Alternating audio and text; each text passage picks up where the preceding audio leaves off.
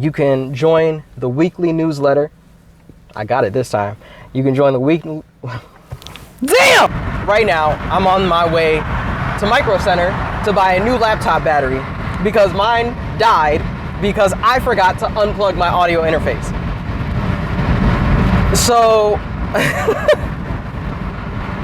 I was not planning on having to go anywhere today other than the grocery store to get a couple things. But here we are. And now I'm driving all the way to Rockville, which is like an hour away from where I live, just so that I can get a laptop battery because I don't want to wait for Amazon shipping or anything like that. So the silver lining is now I can make another video. So yeah, this is this is just crazy, man. This is crazy. So from now on, I'm gonna make a checklist for myself for before the live stream, during the live stream, and then after the live stream, just to make sure that I remember to unplug my audio interface, because I can't keep buying new laptop batteries. I guess I'm just re-recording my video from Sunday. So I've done 2 live streams so far.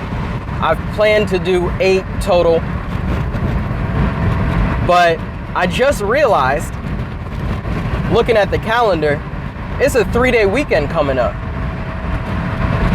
So I'm gonna take advantage of that, and instead of doing just 1 live stream this next weekend or this upcoming week, I'm gonna do 2. So the next live stream where I'm performing track number 3, that's D&D off of my new album Never Wait Again. I'm performing track 3 on Saturday, August 30th at 2 p.m. And then on Labor Day, so that's Monday, September 1st, I'll be performing song number 4 called Sunday. And of course, with both of those songs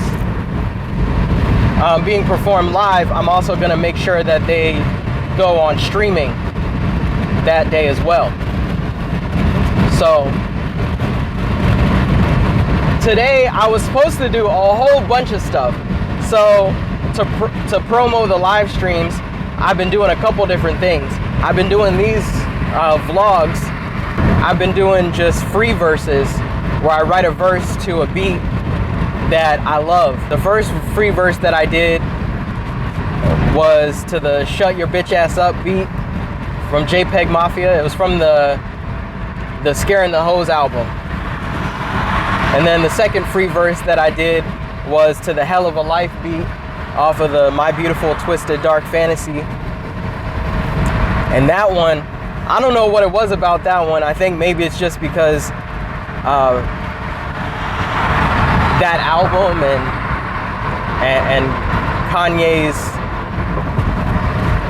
influence as an impact as an artist is just so wide. Maybe it just brought a lot of people or a lot of eyes that I don't usually have to my stuff. But that one seemed to go really well. So yeah, I was supposed to record my next free verse and get that going. And they ain't apologizing, no. Bitch, do I look like J. Cole? I was supposed to edit a video today. I was supposed to edit a vlog that I already had. I already recorded it on Sunday. And then I was supposed to record some feature verses that I owe people.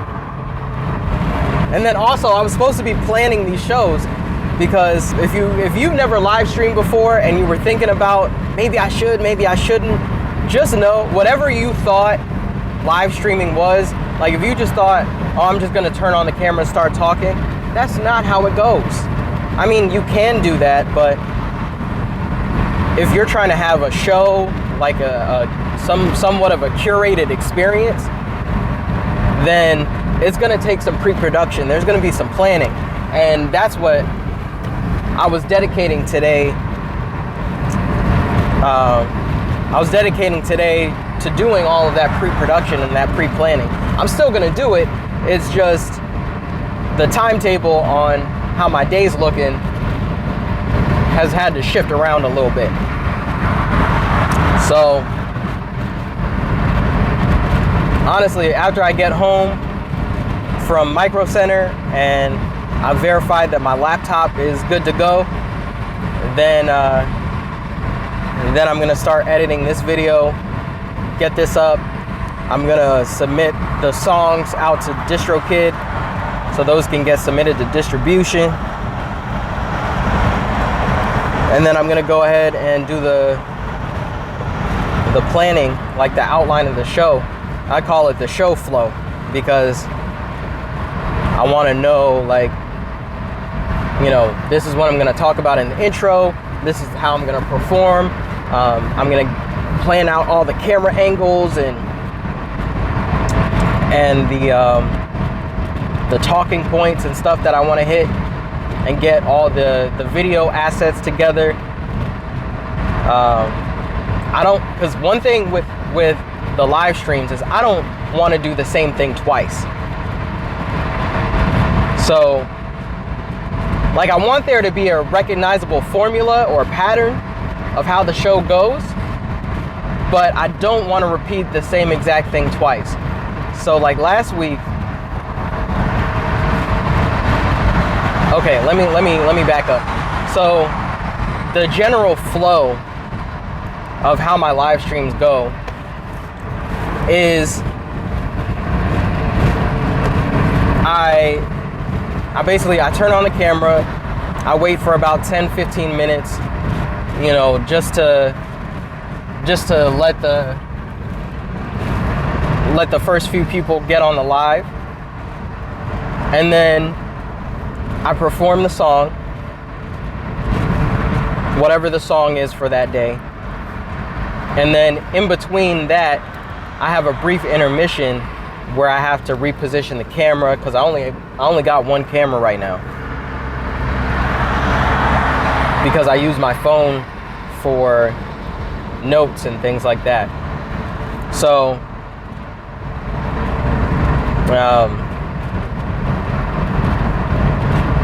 so I do the intro, have the performance, then there's that transition point. And last week I did like a mid-roll ad. So instead of putting something where it's like, oh, I'll be right back, and then just having nothing going on the screen, I recorded a video. And then what I learned is I need a little more time. I need at least 10 minutes of video. So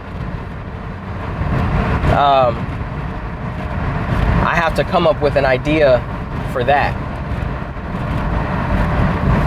And I kind of have an idea, but I wanted to record just a bunch of stuff, and so I could have something and edit that down and figure out how that's gonna go. Because one thing that I've learned about my creative process is that I can't just write something down and then just go. A lot of what happens is I start out with an idea, I try to execute that idea, and then I usually end up, you know, freestyling something. You know, I do some improv, or I'll make a mistake trying to go with the scripted thing or the expected thing that I was chasing. And then that usually opens up something else or leads me down a whole different avenue.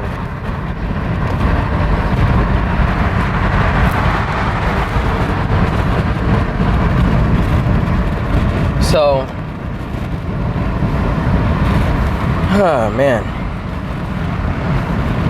So yeah, so I have some ideas, and with this next song, I don't want to spoil it. I actually want it to be a surprise. With this next song, I'm hoping that there's a certain aesthetic I can get. I just have to figure out how to position the camera and how to position all the different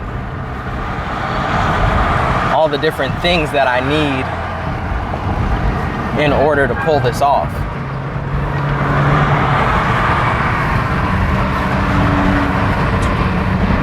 So yeah, it's gonna be interesting. It's gonna be a lot of fun. And again, I'm so glad that I started using the internet as a tool, you know? Like, one thing that I've noticed in myself, because I'm 2 years in. I'm 2 years in to releasing music on Spotify and like just having it out and songwriting and all that stuff, right? Like, I've been producing and making beats for, like, I want to say since middle school. So it's been a long time, like over 10 years for me, right? But with songwriting and like putting together an album, I'm only 2 years in. And when I first started, I was hyper focused on streaming, and you know, I was looking at how can I get my Instagram followers up, how can I get this up and that. Like, I was only focused on social media. I wasn't focused on trying to do anything on YouTube or anything like that. You know, I started my interest, like, I really started on social media from a position of, okay, I'm gonna make beats and I'm gonna sell beats. So how do I do that? You know, so I would make little videos and stuff like that, trying to promo my beats. But I was terrible at selling beats because I didn't know how to sell stuff. I didn't know anything about marketing. I didn't know anything about content creation. So, like, I've always been open to content creation, but then once I started, you know, getting more into the songwriting and stuff like that, I started to become more precious with my art. And I had this view of myself of like, oh, I'm a serious artist. I'm an artist. I'm not a content creator. I don't want to have to, you know, tap dance and do all this crazy stuff to try and hack the algorithm and get people to look at my music. Like, my music is great to me. My music moves me, so the music should be enough. You know, I had this notion that I was too good to make content. That content creation was beneath me. But now where I'm at, you know, content creation is just another outlet for me to put my music in a new context. It's another outlet for me to create. And a small part of me has always wanted to try my hand at being a YouTuber and stuff like that. Stuff in that video creation realm. I've always wanted to also make a film and film music videos and stuff. So now it's like my whole view of content creation has changed. And I've also come to see it as the music is the engine that runs everything that I do, right? To put some gas behind that, you need the content. Because how is anybody gonna know about this amazing, incredible music, this incredible art that I'm putting out into the world, unless people are talking about it? And nobody's gonna talk about it more than me. Nobody's gonna talk about it in depth the way that I'm gonna talk about it. Nobody's gonna put the context behind it that I can. So really, content creation is just a way for me to build a whole experience around the music. I have a hard time putting everything into words that I'm trying to do, but I guess if you've never heard of me or seen me or experienced anything that I do, the way that I approach music is from a big picture standpoint, right? When I make a song or I make an album, I'm not just thinking about the music, I'm thinking, what does the music look like? What do the clothes look like in the music video?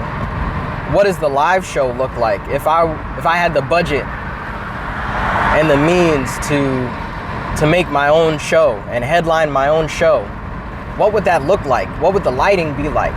Even though I don't have the budget to fully execute my vision, because realistically, I would have a music video for every single song that I ever release, whether people like it or not, because that's just what I want. And I realize too that, like, it works on two levels. One, it just satisfies my creative itch, for lack of a better term. Also, I know that people consume music with their eyes before they ever listen to it. That's a hard pill to swallow sometimes, especially when you value music so much. You think like there has to be a whole world of people out there that value it just as much as I do, right? There are, but to even reach those people, to cut through the rest of the noise in the world, to cut through and find those people, you have to provide a visual. It's just a reality.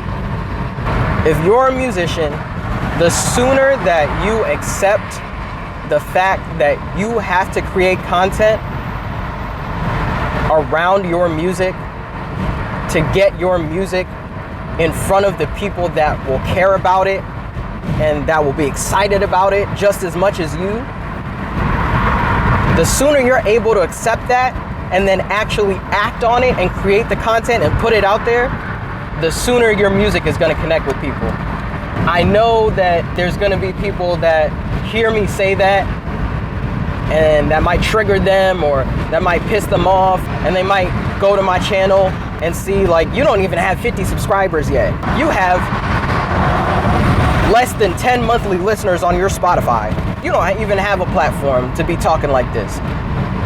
The reason I'm talking like this is because until I stopped caring about streaming and I started caring about just how do I find people that care about music and particularly my music as much as I do, until I started focusing on that and how to reach those people, I didn't have any of that. I'm at the beginning stages. I'm at the ground floor of building a community around my music, and I'm finally starting to cut through just a little bit. To put it in a visual term, right? If I'm in a room and there's a wall between me and the people that I'm trying to reach, I've put like a tiny microscopic hole in that wall where I'm at currently today, August 26, 2025. I've put a microscopic hole in that wall. But that's all I need. That's all I need, bruh. Like, that's why I can stream, I can do these live streams and perform for an audience of one person or two people. And I'm not discouraged by it. I'm excited by it. That's why I can go to an open mic where nobody knows me and get up on there and perform on stage like I'm performing. I can perform to a room of 25 people like I'm performing for a crowd of 25,000. Because I know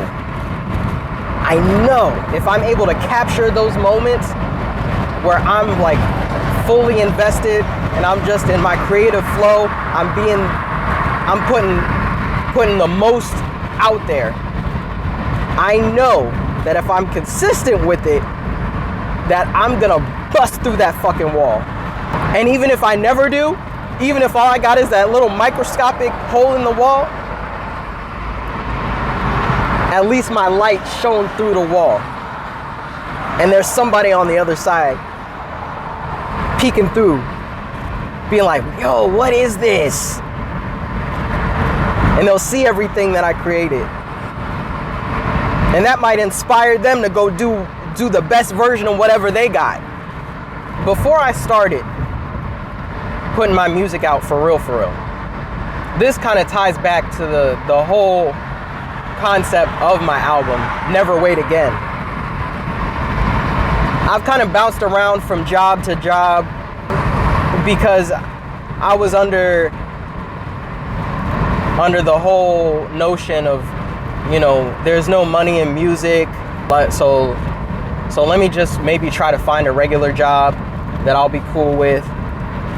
And then even once I figured out like you can make money from music, it's like, okay, I need to find a job where I can just put my head down, clock in every day, make the money that I need to live, but then also have enough on the side to put into my creative projects. You know, I bounced around from job to job doing that, and it just wore me down so much. And it was to the point where, you know, I was putting all my effort into these other things and not putting that effort into the music. And I had tried so many different things. You know, I tried making the beats and just putting the beats out, but I wasn't consistent with that. I even built a website. I had a whole website, a whole beat store. I shut it down because I didn't really believe in it, and I didn't have that vision to see where it could really go. And so I made a promise to myself when I started making music where you know, I'm actually songwriting and putting everything together, from the beat to recording to mixing and mastering and doing all these rollouts. I was just like, if I'm gonna do this, I'm gonna go all the way. Like, money is the cherry on top. Even if I'm not able to make a career out of it, when I die, I'll be able to say, like, I really tried. Like, I really did. I won't have any regrets. So I can't wait. And like, when I put it in that context, right? What is a life of regret, knowing that I didn't do everything that I could have done, everything I had the ability and power and talent to do? What is that versus recording a little video on my phone where I'm being cringe or looking foolish or looking dumb or looking awkward? That's nothing. That's nothing. So if you're a musician, if you're an artist, if you're a creative person that's scared to do content, like if doing your art is what you truly believe you're here to do, like you're here on earth to do, if you want that to be your career, like in 2025, in this modern age, you gotta make the content. You gotta. Because you have to be your own biggest fan. You gotta be your biggest supporter before anybody will give a single fuck. If you don't care, if you don't believe in yourself like that, why should anybody else? That's really what it comes down to.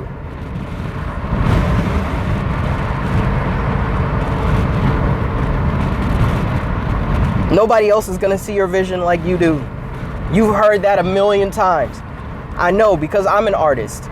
I've looked up all those videos and heard all the motivational speeches and da-da-da-da. That's not what I'm even trying to do right now. I'm just really talking right now because this is really what's on my heart and my mind.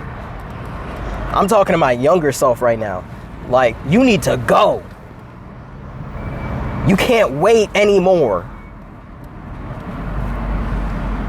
Like, if you really believe in yourself the way you say you do, you really believe that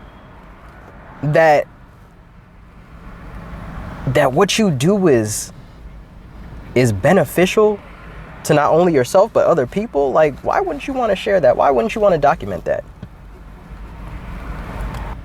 You just got to start.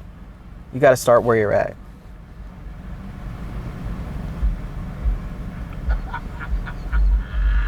And sometimes I really hate talking in cliches, but where there's a will, there's a way. And you really have no excuse for not putting yourself out there for real. Like, unless you don't have a smartphone, because even if you got a cricket phone, I know it has a camera on it. I know it has social media on it. If you're on social media, if you're on YouTube, you got a smartphone, whatever, like, if you have a smartphone, you're carrying around a supercomputer with a professional grade camera. You carry it around with you everywhere you go. You can you can make content. You don't have to share everything. You don't have to share your relationship. You don't have to create drama. You don't have to do skits. You can just do what you do and just film it. Do a little voiceover, throw a little music over it. People want to see what you're doing. They do, I promise you. You just got to start. There's no reason for you to wait. There's no reason. Like, you got to really listen to your gut. You got to follow your instincts. I know it sounds stupid. It sounds cliche. You're probably rolling your eyes right now because you heard it a million times. To be funny, I might just clip this and put like the motivational hope core music over this. All that, you know. It's real, man. It's real.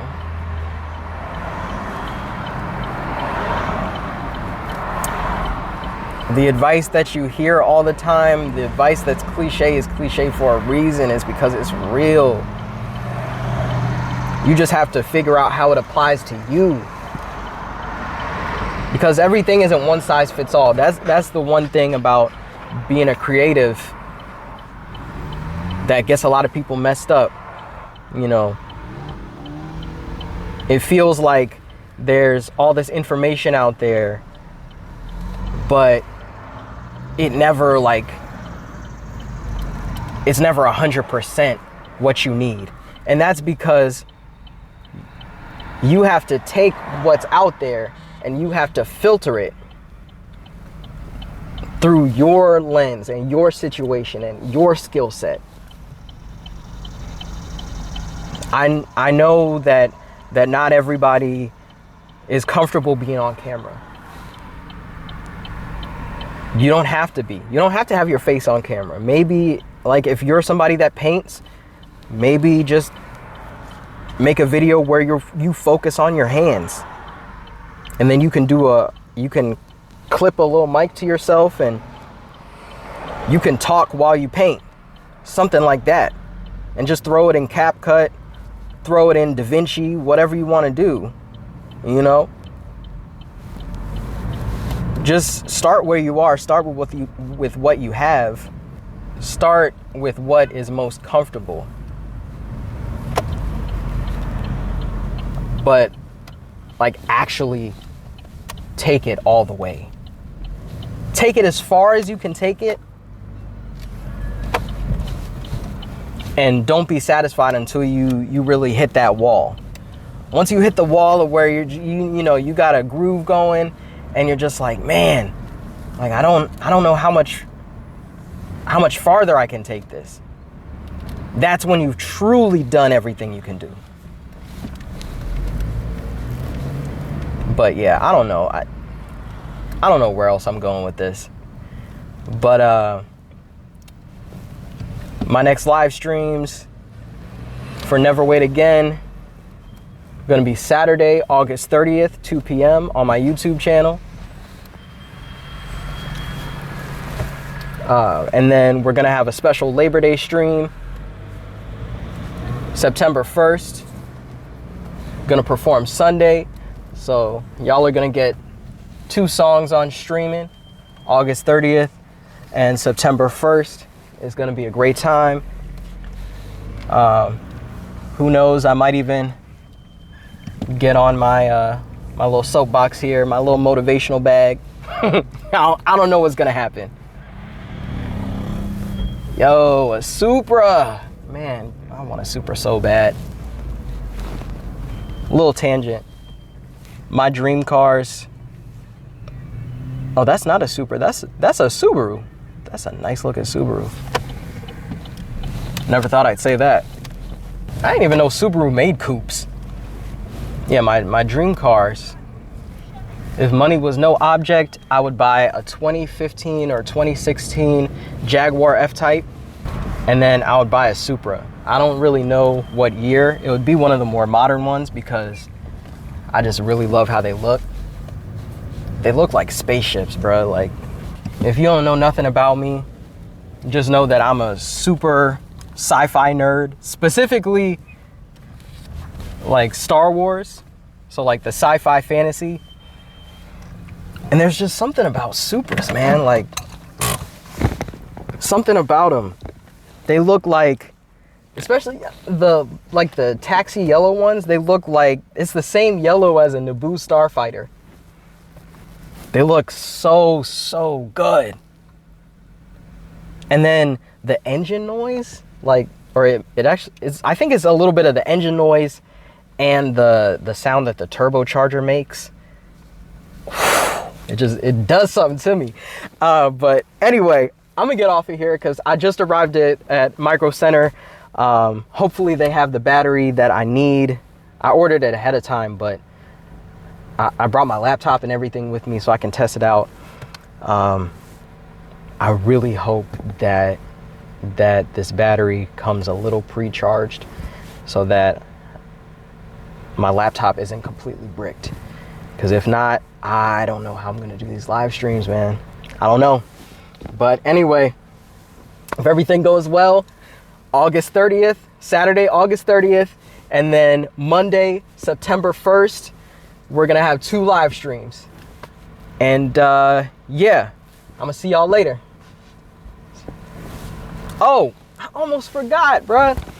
Almost forgot to say. I don't know why I forget to. It's because I don't script these videos. I just kind of start talking.